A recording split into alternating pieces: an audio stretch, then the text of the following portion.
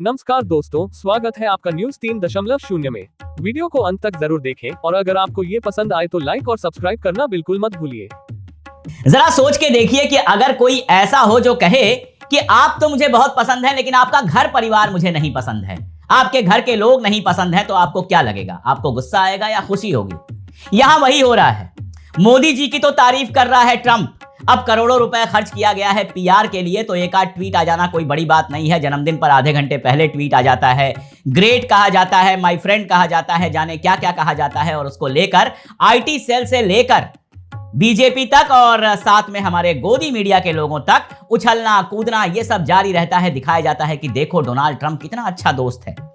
कल तक डोनाल्ड को गालियां दे रहे थे, जब टैरिफ लगाया था उसने टैरिफ हटाया नहीं है, लेकिन मोदी जी के तारीफ में एक आध ट्वीट कर दिया तो तुरंत फिर से ट्रंप भगवान हो गया।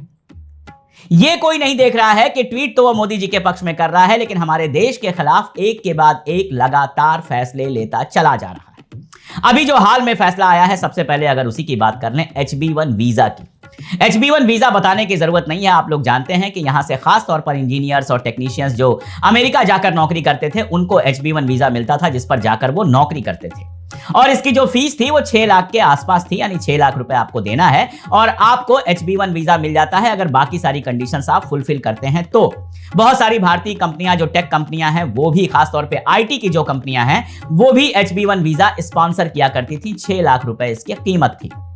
अब इसकी कीमत बढ़ाकर 6 से 10 या 15 या 20 नहीं किया गया है, सीधे 86 लाख रुपए कर दिया गया है। और 86 लाख रुपए तब है जब रुपए की कीमत या कहें डॉलर जो है वो 86 रुपए के बराबर है, और ये लगातार बढ़ता जा रहा है। तो कल को अगर डॉलर 100 रुपए के बराबर हो गया तो मोटा मोटी जान लीजिए कि HB1 वीजा के लिए 1 करोड़ रुपए देना पड़ेगा। और ये भी वन टाइम नहीं है, हर साल आपको देना पड़ेगा। यहां तक कि जिनको पहले से HB1 वीजा मिला हुआ है उनको भी अब 1 करोड़ के आसपास सालाना देना होगा। ये प्रेम दिखाया है हमारे भारत से ट्रंप ने। यहां आगे बढ़ूं इसके पहले आपको राहुल गांधी का एक बयान दिखा देता हूं। यह बयान भी सीधे ANI से दिखा रहा हूं, कहीं और से दिखाता तो आपको लगता पता नहीं सच है या झूठ।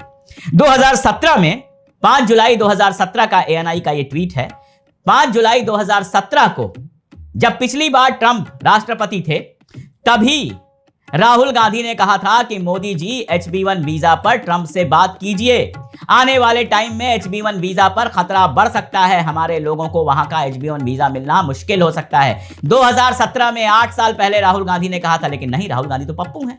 राहुल गांधी तो ऐसे ही कुछ कहते हैं, कोरोना के खतरे में बताएं तो पप्पू हैं, HB1 वीजा के खतरे के बारे में बताएं तो पप्पू हैं, कुछ भी कहें तो सारा गोदी मीडिया उनको पप्पू बना देगा। विद्वान और सबसे ज्यादा समझदार तो हमारे नरेंद्र मोदी हैं, जिनको भारत का कोई हित समझ में नहीं आता, जिनके राज में 50% टैरिफ लग गया। और अब आप कहिए कि असल में HB1 वीजा पर भी टैरिफ लग गया। उस समय के हिंदू की न्यूज भी आप पढ़िए, द हिंदू की न्यूज उसी समय की है जो ये बताती है कि HB1 वीजा के बारे में नरेंद्र मोदी ने एक शब्द बात नहीं की थी डोनाल्ड ट्रंप से।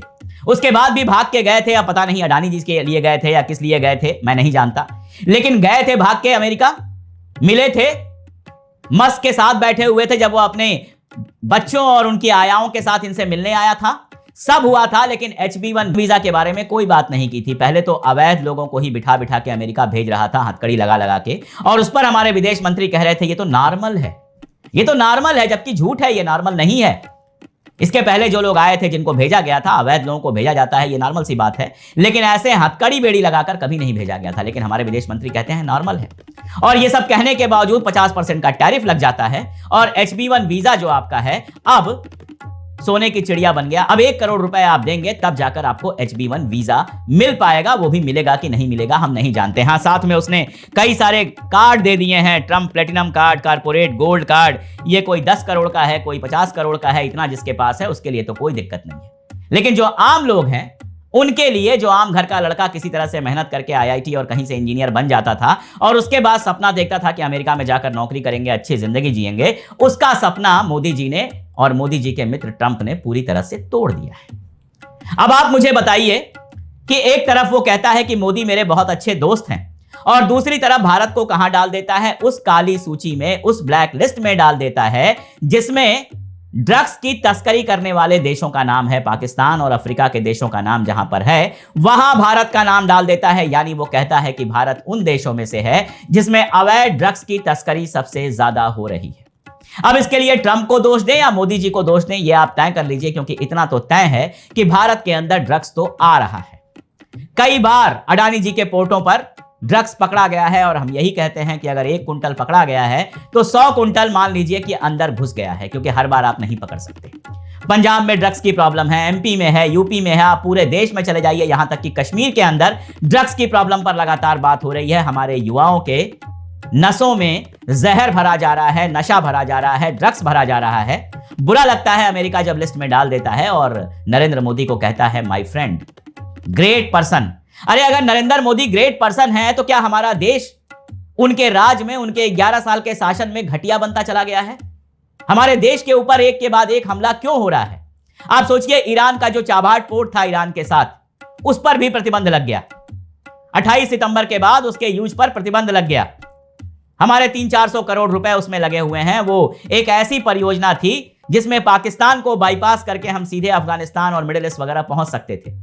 अब अमेरिका कह रहा है कि नहीं, आप उससे नहीं पहुंच सकते हैं, सैंक्शन होगा आपके ऊपर। सुना था कभी? इतना कभी पहले हुआ था? जब हमने एटॉमिक परीक्षण किया था तब अमेरिका ने सैंक्शन लगाया था और कुछ दिनों के बाद वो हट गया था। लेकिन यहां तो रोज नए सैंक्शन लग रहे हैं। कैसी दोस्ती है ये? 50% का टैरिफ लग गया, हमारे बिजनेस तबाह हो रहे हैं।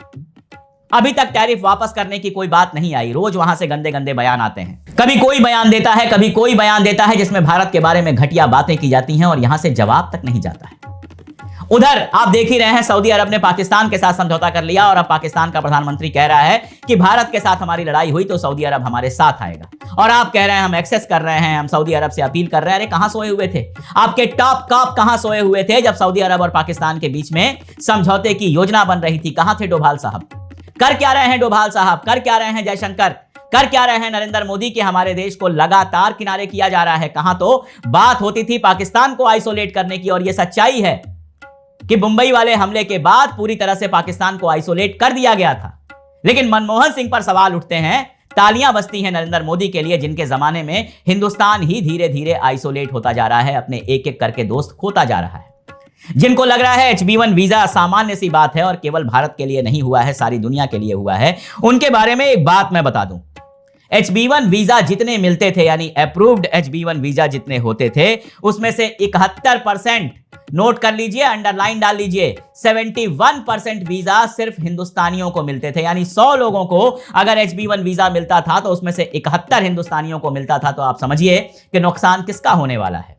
IT का बुलबुला बहुत था और अमेरिका जाकर जो हमारे IT इंजीनियर्स ने किया था उसका सारी दुनिया में बात होती थी। गली गली में इंजीनियरिंग कॉलेज खुले हुए हैं और किसी भी स्टूडेंट से जाके पूछिए तो उसका सपना यही है कि HB1 वीजा मिल जाए, किसी तरह से वो अमेरिका पहुंच जाए, खत्म कहानी।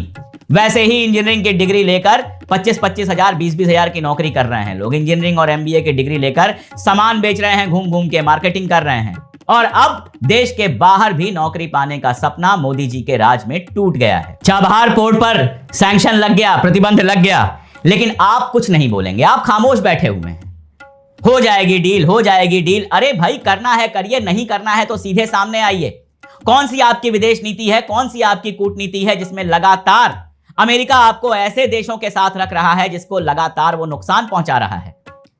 रशिया से तेल खरीदने वाली एक बात आई तो चलिए आपके ऊपर 50% का टैरिफ लगा दिया। अब ये HB1 वीजा आ गया, कह रहा है हम अपने लोगों को नौकरी देंगे, आपको नौकरी नहीं देंगे, हम अपने लोगों को नौकरी नहीं देंगे। चाबहार आ गया, जिस पोर्ट पर आपने करोड़ों सैकड़ों करोड़ खर्च किए हैं उस पोर्ट का आप इस्तेमाल नहीं कर पाएंगे। और भी क्या क्या लगातार आ चुका है और आने वाला है, कोई नहीं जानता है। और आप तालियां बजवाने में मस्त हैं, बर्थडे मनवाने में मस्त हैं। इसी बात पे आपके लोग खुश हैं कि दुबई में बुर्ज खलीफा पर मोदी जी का नाम आ गया। अरे उससे हमारे देश को क्या मिल गया भाई? पता नहीं 60 लाख 65 लाख कितना लगता है, उतना देकर कोई भी ऐरा गैरा अपना नाम उस पर लगवा सकता है। रोज दिन में 25 लोगों के नाम लगते हैं, उससे तय क्या होता है? मिला क्या हमारे देश को? हमारे देश के युवाओं को रोजगार मिला? नहीं मिला। हमारे देश को सम्मान मिला? नहीं मिला। डंका बजता है, क्या डंका बजता है भाई? कहां मोदी जी का डंका बज रहा है, मुझे बता दीजिए आप। जरा वीजा के लिए जाइए, अप्लाई कीजिए, अगर पहली बार करने वाले हैं जाइए, शेंगन के लिए अप्लाई कीजिए, ब्रिटिश वीजा के लिए अप्लाई कीजिए, या फिर जाकर अमेरिका या कनाडा के वीजा के लिए अप्लाई कीजिए। कनाडा में स्थिति यह है कि हमारे छात्रों की संख्या लगातार वहां पर घटाई जा रही है, वीजा रिजेक्शन लगातार हो रहा है। जिन कंट्रीज का मैंने नाम लिया, Australia, New Zealand, Canada, America, Schengen countries यानी यूरोप की कंट्रीज, इंग्लैंड, इनमें से किसी के वीजा के लिए जाइए एप्लीकेशन देने और फिर देखिए कि आपका डंका कितना बचता है। और अगर किसी तरह से वीजा मिल भी जाए, उसके बाद जरा घूमने जाइए एयरपोर्ट पर, जिस तरह से पूछताछ होती है, शर्म आती है। ऐसा लगता है कि वो समझते हैं कि हर हिंदुस्तानी वहां पर भीख मांगने गया है, नौकरी करने गया है। ये इमेज बनवा दी है आपने हमारी। पासपोर्ट में वजन है, कोई वजन नहीं है पासपोर्ट में। जो जाते हैं विदेश घूमने उनको पता है कि पासपोर्ट में कितना वजन है। डंका बज रहा है, डंका बज रहा है, अमेरिका जाएंगे, हाउडी मोदी होगा। उस हाउडी मोदी से हिंदुस्तान को क्या मिला, ये मुझे कोई बता दे। रोते हैं लोग। जापान गए, एक महिला थी, रो रही थी। अरे भाई, इतनी याद आ रही है देश की, अगर इतनी सुरक्षा आपको मोदी जी से मिल रही है, अगर मोदी जी के चलते जापान में आप सुरक्षित हैं, तो हिंदुस्तान चले आइए ना। हिंदुस्तान की महिलाएं क्यों नहीं मोदी जी के चलते सुरक्षित महसूस कर पा रही हैं? बातें करनी है बस, बातें बातें बातें, दिन रात पीआर। एक गोदी मीडिया है, दिन रात मोदी जी का माला जपता रहेगा, कोई सवाल नहीं पूछ सकता। एक डिबेट नहीं चलाएगा कि H1B वीजा जाने से देश को कितना नुकसान होगा। और एक बात समझिए, आपको लग रहा हो अगर कि अमेरिका कोई कमाने जाता है तो वो तो पर्सनल मामला है, देश का क्या है मैं आपको बताता हूं। जब बाहर कमाने जाते हैं तो वहां से रेमिटेंस भेजते हैं। आप जानते हैं ना, केरला की इकोनॉमी में एक बहुत बड़ा हिस्सा है जो मिडिल ईस्ट में उसके लोग कमाने गए हैं और रेमिटेंस भेजते हैं। जब अमेरिका बंदा जाता है, वहां कमाता है और यहां से अपने घर वालों को पैसा भेजता है, तो हिंदुस्तान में पैसा आता है, रेमिटेंस आता है। रोजगार का मामला तो है ही। और सबसे बड़ी बात कि जिस तरह से पूरी दुनिया देख रही है कि अमेरिका आपको लगातार बेइज्जत किए जा रहा है, वो क्या अपमानजनक नहीं है? मेरा यही सवाल गोदी मीडिया से है। पूछिएगा, उनके जहां यूट्यूब होते हैं वहां जाकर सवाल पूछिएगा कि अगर ट्रंप झुक गया है सिर्फ इसलिए क्योंकि उसने मोदी की तारीफ कर दी, तो फिर भारत के सामने वो इस तरह की शर्मनाक चीजें क्यों कर रहा है? ये कौन सा झुकना है जिसमें भारत के खिलाफ लगातार दंडात्मक कार्रवाइयां हो रही हैं? ऐसा लग रहा है भारत को सजा दी जा रही है। कौन सी मोहब्बत है जिसमें मोदी तो बहुत महान बन जाते हैं, मोदी तो दोस्त बन जाते हैं, लेकिन हमारा देश दुश्मन बन जाता है? पूछिएगा उनसे कि आपको चिंता किसकी है, नरेंद्र मोदी के इमेज की चिंता है या फिर देश की चिंता है? और अगर देश की चिंता है तो इन सवालों पर डिबेट करने की हिम्मत करें जो हम यहां लगातार उठा रहे हैं। और अगर नहीं डिबेट कर सकते हैं तो अपने गले में मोदी का पट्टा लटका लें और करते रहें दिन रात भजन। देश को उनसे कोई लेना देना नहीं है। हकीकत यह है कि कूटनीति के नाम पर माई फ्रेंड करके जितना अपमान हमारे देश का करवाया गया है और जितना नुकसान हमारे देश का करवाया गया है, उसकी गिनती करना भी मुश्किल है। परिणाम आएंगे, सामने आएंगे और बहुत जल्दी आएंगे, आने शुरू भी हो गए हैं। 50% टैरिफ लगा है तो जिनके रोजगार गए हैं वो समझ रहे हैं, जिनकी फैक्ट्रियां बंद हुई हैं वो समझ रहे हैं। बाकियों के सामने भी इसके असरात आएंगे। बस डर यह है कि पहले ही बहुत देर हो चुकी है, कहीं ऐसा ना हो कि इतनी देर हो जाए कि ये सारी मुश्किलात इर्रिवर्सिबल हो जाएं, इनको पलटा ही ना जा सके। आपको क्या लगता है बताइएगा कमेंट में। जुड़े रहिए हमारे साथ, वीडियोस देखते रहिए, दोस्तों को पहुंचाते रहिए। अब तक सब्सक्राइब ना किया हो तो चैनल को सब्सक्राइब कर लीजिए।